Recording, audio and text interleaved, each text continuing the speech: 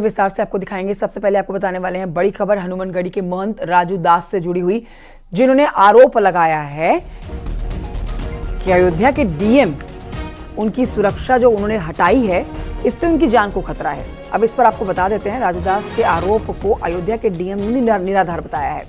दरअसल राजू दास की सुरक्षा हटा दी गई है, जिससे नाराज राजू दास ने जिला प्रशासन पर कई गंभीर आरोप लगाए हैं। राजू दास ने हत्या की साजिश तक का आरोप लगा दिया है, लेकिन अयोध्या के डीएम का कहना है कि राजू दास पर सुरक्षा गार्ड लेकर लोगों को प्रताड़ित करने का आरोप है। सुरक्षा समिति की बैठक में ही गनर हटाने का फैसला लिया गया है। आपराधिक इतिहास और उत्पीड़न की शिकायत के बाद जिला प्रशासन ने राजू दास की जांच कराई थी। जांच में पाया गया कि 2013, 17, 2023 में गंभीर धाराओं में राजू दास पर केसेस दर्ज हैं। चुनाव के बाद अयोध्या वासियों को लेकर भी सोशल मीडिया पर टिप्पणी की गई थी। जिला प्रशासन पर टिप्पणी के बाद कार्रवाई की गई। अब डीएम का कहना है कि राजू दास सनसनीखेज बयान के जरिए सुर्खियों में रहना चाहते हैं, जिससे उनको सुरक्षा मिली रहे।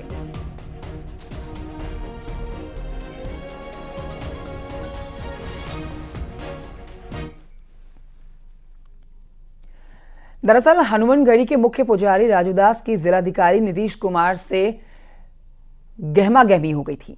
इसके बाद डीएम ने तत्काल राजू दास की सुरक्षा में तैनात गनर को वापस ले लिया। राजू दास का कहना है कि गनर हटाकर उनकी सुरक्षा के साथ खिलवाड़ किया गया। वहीं अपनी हत्या की आशंका को जताते हुए राजू दास ने कहा कि ये मेरी हत्या कराने जैसी साजिश है। वहीं डीएम ने राजू दास के आरोपों को पूरी तरह से गलत बताया।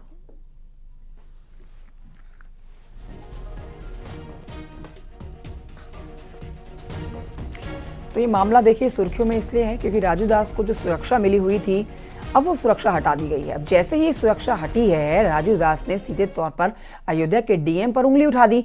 अब देखिए, अयोध्या के डीएम ने ना सिर्फ राजू दास के बयानों को निराधार बताया, उनके आरोपों को निराधार बताया, बल्कि उनके क्रिमिनल रिकॉर्ड को भी सामने रख दिया है।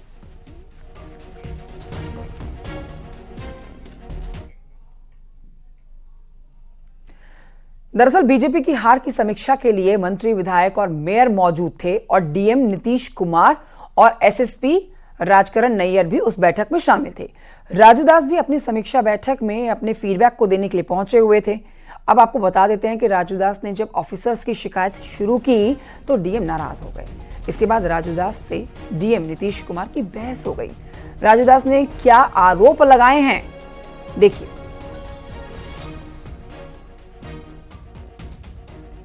नहीं, मैंने अपनी हत्या की इसलिए आशंका जताई कि इतने मतलब मेरे ऊपर इतने ट्विटर देखिए, फेसबुक देखिए, इंस्टाग्राम देखिए, इतने धमकी मिलने के बावजूद भी अधिकारी ने सुरक्षा हटा लिया। तो इसका क्या मतलब है? हत्या कराने की साजिश है और कुछ नहीं है। दुख है मुझको कि प्रशासन समाजवादी मानसिकता पे चल रही है और प्रशासन ने इस प्रकार से मेरे साथ किया कि हमारी सुरक्षा वापस लिया है। ये दुखद है, लेकिन मुझको विश्वास है पूज्य योगी आदित्यनाथ जी महाराज की सरकार पर, मुझको खुद विश्वास है अपनी सरकार पर, क्योंकि हम लोग बीजेपी के छोटे कार्यकर्ता हैं और हिंदुत्व के लिए कार्य करते हैं और बीजेपी के लिए काम करते हैं। तो इसकी चिंता नहीं है और देर है अंधेर नहीं है।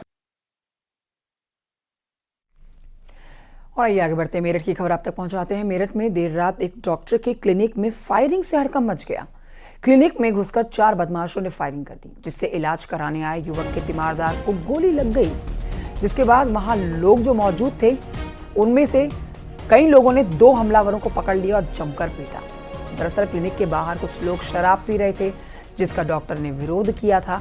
इसी बात को लेकर डॉक्टर और शराबियों के बीच में बहस हो गई, बात झगड़े तक पहुंच गई। शराबियों ने डॉक्टर पर हमला कर दिया, लेकिन गोली एक तीमारदार को लग गई। अब पुलिस ने 2 आरोपियों को गिरफ्तार किया है। अन्य 2 आरोपियों की तलाश की जा रही है। पूरे मामले की जांच कर रही है पुलिस।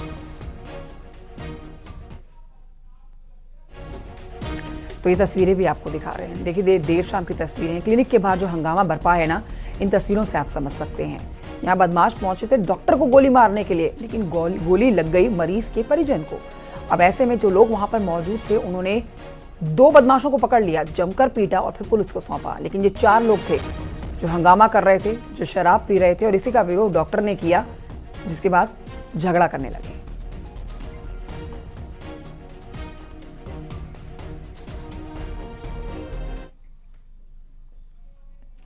लखनऊ प्रयागराज के पुलिस कमिश्नर बदले गए हैं। ये बड़ी जानकारी आप तक पहुंचा रहे हैं। देखिए, अमरेंद्र सेंगर लखनऊ के नए पुलिस कमिश्नर बनाए गए हैं, तो वहीं तरुण गाबा पुलिस कमिश्नर प्रयागराज घोषित हुए हैं। यूपी में 16 आईपीएस ऑफिसर्स का तबादला हुआ है। नई जिम्मेदारी नए अधिकारियों को मिली है। विद्यासागर मिश्रा एसपी रामपुर बनाए गए हैं। राजेश द्विवेदी एसपी कुंभ प्रयागराज बनाए गए हैं। Vinod Kumar Singh ADG cyber crime बनाए गए हैं। प्रकाश डी एडीजी रेलवे बनाए गए हैं। जय नारायण सिंह एडीजी पीटीसी सीतापुर बनाए गए हैं। LV Antony Dev Kumar ADG CBCID बनाए गए हैं।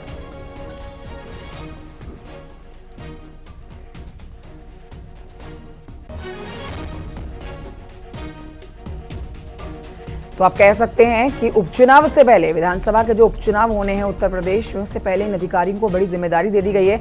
16 आईपीएस ऑफिसर्स के तबादले हुए हैं।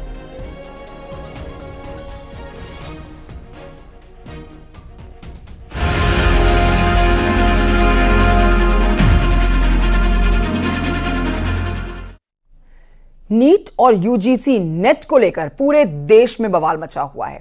इस पूरे मामले की अपडेट्स आप तक पहुंचाने जा रहे हैं हम। देखिए, बवाल के बीच में सरकार ने एंटी पेपर लीक कानून 2024 आधी रात को लागू किया है। ये एक बहुत बड़ा अपडेट है। इस साल फरवरी में ही ये कानून पारित हुआ था। सरकार ने कानून की अधिसूचना जारी कर दी है। नए कानून में परीक्षा में गड़बड़ी के दोषियों को 3 से 10 साल की सजा का प्रावधान है।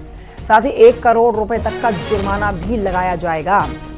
केंद्र सरकार का इस कानून को लाने के पीछे का मकसद बड़ी सार्वजनिक परीक्षाओं में पारदर्शिता बनाए रखना, साथ ही परीक्षार्थी इसके लिए आश्वस्त रहे कि कोई गड़बड़ी नहीं हो पाएगी। तो ये एक बड़ा अपडेट है कि देर रात को लागू किया गया है एंटी पेपर लीक कानून, जिसमें सजा से लेकर जुर्माने तक का प्रावधान है।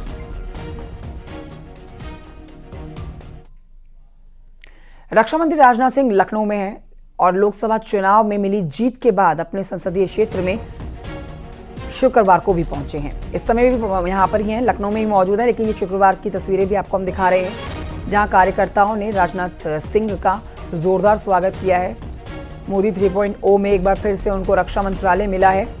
और आज आपको बता देते हैं, शाम को 5:30 बजे city Montessori school Gomti Nagar विस्तार में कार्यकर्ता अभिनंदन समारोह होने जा रहा है। इस कार्यक्रम में राजनाथ सिंह शामिल होंगे। कार्यक्रम के बाद दिल्ली रवाना हो जाएंगे राजनाथ सिंह। तो अपने जिले के लोगों का धन्यवाद अदा करने के लिए पहुंचे हुए हैं। शुक्रवार को भी जनता के बीच में उतरे और आज भी लोगों के बीच जाकर धन्यवाद कर रहे हैं। 6ठी बार बड़ी जीत दर्ज की है राजनाथ सिंह ने लखनऊ लोकसभा सीट से।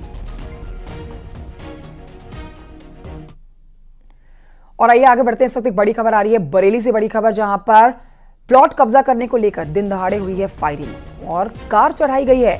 दबंगों ने यहां पर आगजनी भी की है, कार भी चढ़ाई है। बिल्डर के 100 से 150 गुर्गों ने प्लॉट पर कब्जे को लेकर बीच सड़क पर गोलियां चलाई है। प्लॉट में खड़ी 2 जेसीबी, जिनको आग के हवाले कर दिया गया, जमकर तोड़फोड़ हुई है, गोलीबारी हुई है। एक शख्स को गोली लगी है, जो जानकारी मिल रही है। बिल्डर राजीव राणा के गुर्गों ने सुबह सुबह प्लॉट पर कब्जे को लेकर उत्पात मचाया। पीड़ित पक्ष के 6 लोगों को इंस्पेक्टर ने थाने में बिठाया। घटना के बाद से आरोपी पक्ष के सभी लोग फरार हैं।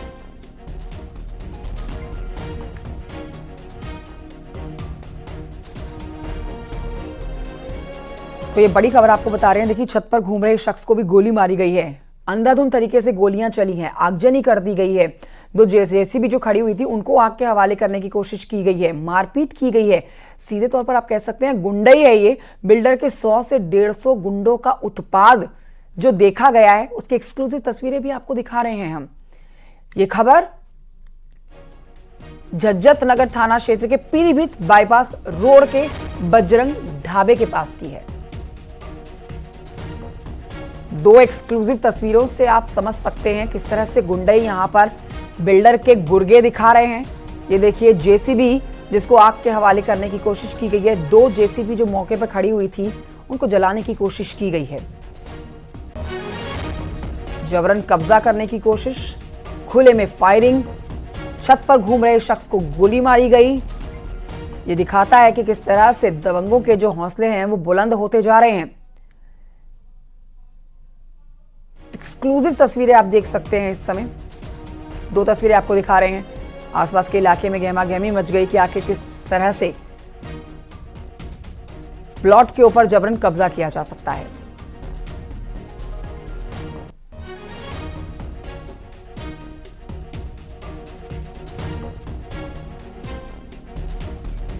चितरंजन हमारे सहयोगी फोन लाइन पर मौजूद है और जानकारी के साथ। चितरंजन, पूरी खबर विस्तार से बताइए।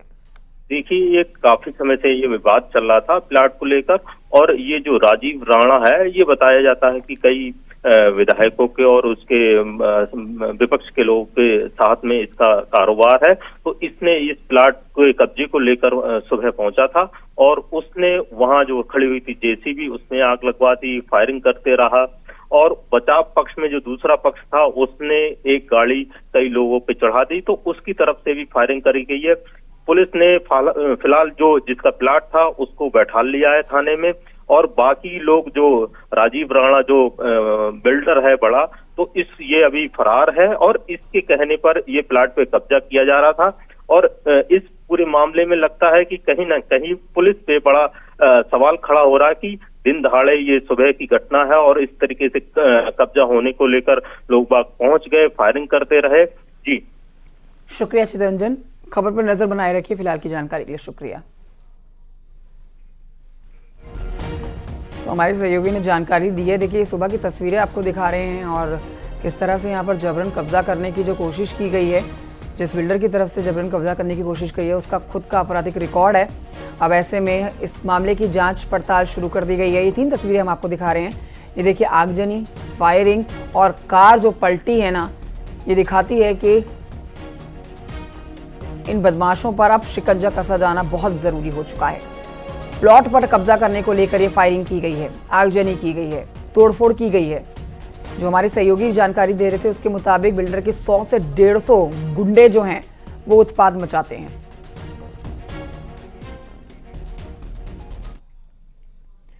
और ये आगे बढ़ते हैं। मेरठ से भी एक खबर कुछ ऐसी ही है, जिसमें आपको जानकारी दे देते हैं कि एनकाउंटर में 2 बदमाश घायल हुए हैं। ये 2 बदमाश जिनको पुलिस ने धर दबोचा है, पहले इनको गोली लगी और फिर अस्पताल में भर्ती कराने के बाद इनको गिरफ्तार कर लिया गया। पुलिस ने दोनों बदमाशों को गिरफ्तार किया है। बदमाशों के पास से लूट का माल भी बरामद हो चुका है। एनकाउंटर थाना लोहिया क्षेत्र में हुआ है। चिंदौली रोड पर बैंक कर्मचारियों के साथ लूट हुई थी, जिसके बाद पुलिस बदमाशों की तलाश कर रही थी। पुलिस ने जब बदमाशों को घेरा तब बदमाशों ने पुलिस के ऊपर फायरिंग कर दी। पुलिस ने जवाबी फायरिंग में बदमाशों के पैर में गोली मारी और इनको घायल अवस्था में पहले अस्पताल में भर्ती कराया और फिर जेल में डाला गया। जो जानकारी मिल रही है उसके मुताबिक पुलिस की गोली लगने से बदमाश समीर और अमन घायल हुए हैं।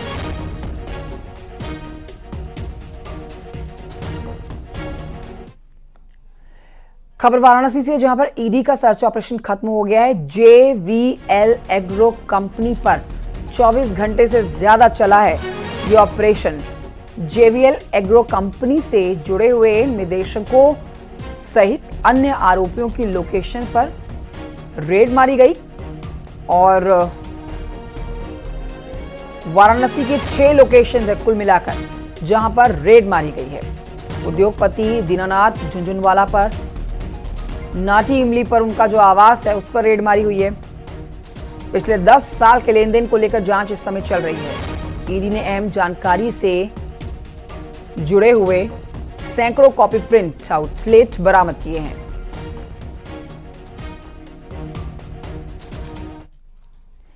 एक छोटे से ब्रेक के लिए रुकना होगा, जल्द लौट रहे हैं।